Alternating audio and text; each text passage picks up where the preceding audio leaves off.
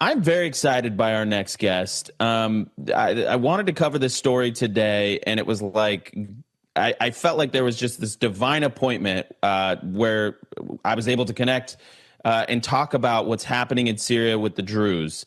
And here to help me unpack that is Mansour Ashkar. He actually is based in Israel, right on the border there. So, Mansour, welcome to the Charlie Kirk Show. Honored to have you. I'm so sorry for what's happening to your people. You are Druze. Now, I'll let you explain the backstory, what the current situation is on the ground. But yesterday over on the internet, I mean, all I was seeing was pictures of, oh, Israel is bombing Syria. And so I wanted to unpack what that means. Bibi Netanyahu has made a statement. We'll get there. Please tell us about yourself and what the current situation is. Well, thanks for having me on your show. I'm a big fan. I follow you guys quite a lot. I'm an Israeli Druze. I was a former officer in the IDF and the Special Forces and a former negotiator. And I also grew up in this land. My family, all their relatives are from Lebanon, Syria, and Israel.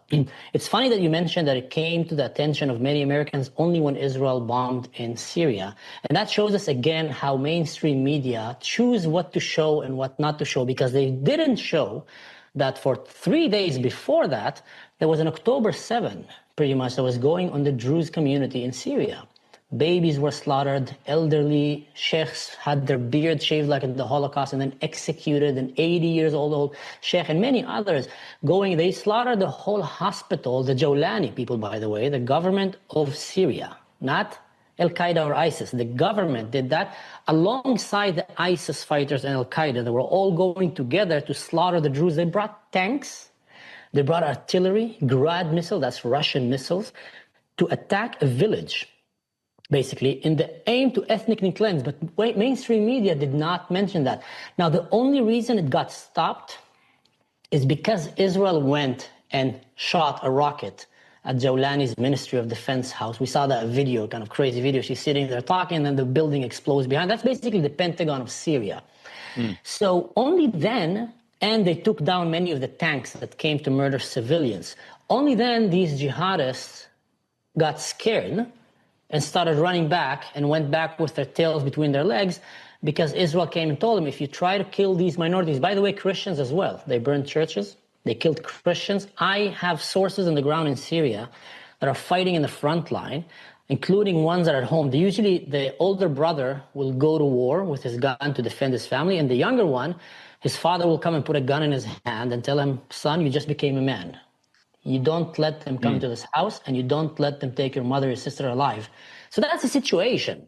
Now, I see you might want to have some questions, so please let me know so I don't just kind of run Yeah, through. no. I appreciate I mean, again, my heart goes out to your people. And, for those who don't know, Druze is a religion that a lot of people are not, in America especially, are not familiar with. It's monotheistic. Druze keep their religious beliefs secret from outsiders. There are about 150,000 Druze in Israel, which it sounds like that's your community. So making up about 10% of the Arab citizens of Israel, and about half the population of the Golan Heights, which is interesting. There's about 1 million Druze overall. It's a spin-off of Islam going back about 1,000 years. So they're an Abrahamic monotheistic religion, and they see Jesus and Muhammad as prophets. But again, this is pretty obscure for most Americans, right? And we don't have to get into all the theology of it. But you said something I think that's really important. So we see the rise of Ahmad what's his name again here? Al-Shara. Al-Shara. So the new leader of Syria, and we've been hearing these reports that Christians are getting targeted, and now Druze. To separate fact from fiction, why are they doing this? Is this new leadership of Syria, are they targeting Christians and Jews out of pure ethnic cleansing? What's the motivation here? Pure ethnic cleansing and the will to build the Muslim Ummah over Syria and later on over the world. The thing is with Ahmed al-Shara al-Jawlani, It's very interesting to me how someone with an Olympic track record of a terrorist, not just a normal terrorist, he was in Al-Qaeda and ISIS at its prime, became a general, a very high official in these two, and then jumped and created his own terrorist organization. And then one day he just puts a jacket and started looking like a hipster, and people start believing that he's a good guy. Everything up until now shows that he had clear intention of killing anyone in Syria that is not Muslim, that is not Sunnah also. And he started doing that to the Christians, he started doing it to Alawites, and now he's trying to do that to the Druze. Actually, I just translated an audio message that was sent by some of the officials from his regime to the soldiers of his government in Arabic, and I put it in my Instagram with English and Hebrew subtitles, and it says this: please stop using cameras when your phones when you're going to slaughter these Druze pigs. Shave their beards, slaughter them, slit the throat, do it, burn their houses. Just don't use cameras. And listen to the next part. He said, don't do the same mistake that we did in the coast. He's referring to when they killed the Christians. Over there we did that and that backfired. So do all these things, just don't film it. And then he adds another command to them. The IDF Air Force is coming to target us. They want to stop us from committing a genocide. So start using human shields. Start hiding among the population and hide your tanks and vehicles and Toyotas between the houses. So you're getting a very clear Hamas-style, Hezbollah-style order to commit the worst thing on the face of this planet. Just please don't film it. And they did it to the Christians. They're doing it right now to the Druze. That's the image. This sheikh is 80 years old. A peaceful man. And they're doing that, that's the army, by the way. And they're doing that with glee, with rejoicing, just like we saw in the Holocaust when they gathered the rabbis. Mansour, can you explain what the significance of shaving the beard of a Druze person is? What does that mean, and why is it such an insult? So the Druze religion sees himself descended from Jethro, the father-in-law of Moses, the father of Zipporah, that welcomed Moses to his tribe and taught him leadership and everything. And that's why they see themselves very connected to Judaism, Christianity, by the way. That's where they see themselves originated. The Druze believe that once you become a religious man, you detach yourself from earthly pleasures, like putting jewelry, trying to take care, and they grow this beard, and they're very famous for the mustache. That's a very sign, like, of just like the Jews have the tzitzit, that comes out of their hair, like curly kind of things. So the Druze have their mustache. They're very known to very, very proud, long mustaches, a little bit kind of monks, kind of the looks. And the Muslims, they know that. And they know that in order to humiliate the Druze, before they execute them, they shave their beard, which is just like the Nazis did to the Jews. Interesting. And then, do we know what happened to that gentleman after this? Do we have any? Executed. He got executed. Him and many others. I would say this. Could I share a personal story that explains this whole thing in the best way so the West can understand? Of course, please. And I'll do it very quick because I know we're running out of time. There was 3 genocidal attempts in the area of the Middle East in the last 2 years. And all 3 of them were stopped by Israel. First, Hamas came and tried to genocide all the Jews. They stopped them because Israel, the IDF, contained it. They would have if they could have. Their aim was to kill all the Jews. Second, Hezbollah wanted to do the same. Israel stopped them. Third was Iran. They wanted to nuke basically Israel. Israel stopped them from the genocidal plan. Now the fourth one is the Syrians came to genocide basically, or exterminate, ethnically cleanse the Druze.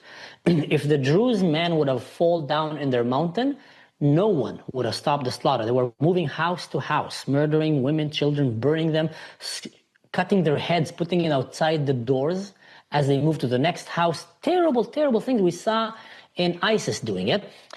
And then Israel intervened. Now, where the story become personal? My relative, which I didn't know he existed until the Assad regime fell down, sent me a message and told me, Mansour, they're outside of our house right now. They're coming to kill us.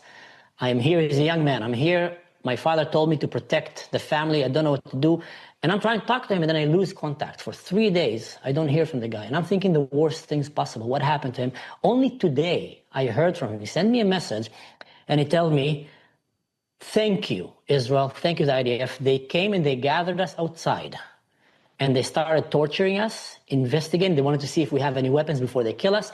And just before they came to execute us, the fighter jets of Israel came roaring in the skies, and these jihadists got scared. Then some of their men managed to jump on, grab the weapons, and other Druze came to the village and fought and pushed them back. They managed to escape under the fire of tanks, artillery, and military drones that apparently were provided by Qatar and Turkey. They managed to escape the village, barely survived, only to come back a few days later after the IDF took care of these very satanic, evil, radical jihadists, to find that their houses were burned, looted. There's trucks, videos of Bedouins and jihadists driving with trucks full of chandeliers, crosses, everything that they can loot from. They usually melt these things from a church, from a chilwe, that's Israel, the Druze synagogue, from the houses. So Israel saved them. And then the world, what does the world come and say? Israel is attacking Syria.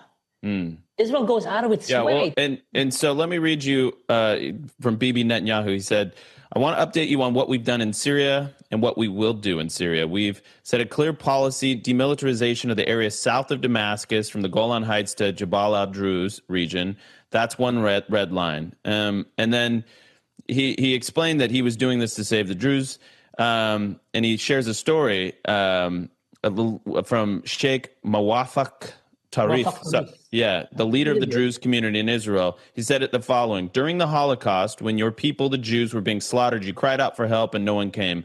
Today, our people, the Druze, are being slaughtered, and we are calling for the help of the state of Israel. And I said, he's right. We acted, and we will continue to act as needed. So, I mean, he saved a genocide. I mean, I think that's fair to say in this instance. 100%. And Mansour, just really quick, we've only got 45 seconds here. When the haters say that Bibi's just doing this because it's a land grab in the south part of Syria, what do you say? What do you say to that? I say that's the silliest thing in the world. Israel has been engaged in war in 7 fronts for more than 600 days. We've depleted our army. Our soldiers are tired and exhausted. Do you really think we're going to go and look for another war in another foreign land to save people that are not citizens of Israel, not Jewish, from their own government that want to kill their own citizens? That is the dumbest thing in the world. Israel did that because they are doing the right thing, which is the call for Israel to be light for the nations. And I wish that America and other countries will do that to protect Christians around the world. Yeah, amen. We need to be protecting the Christians in Syria. That's an absolute mandate.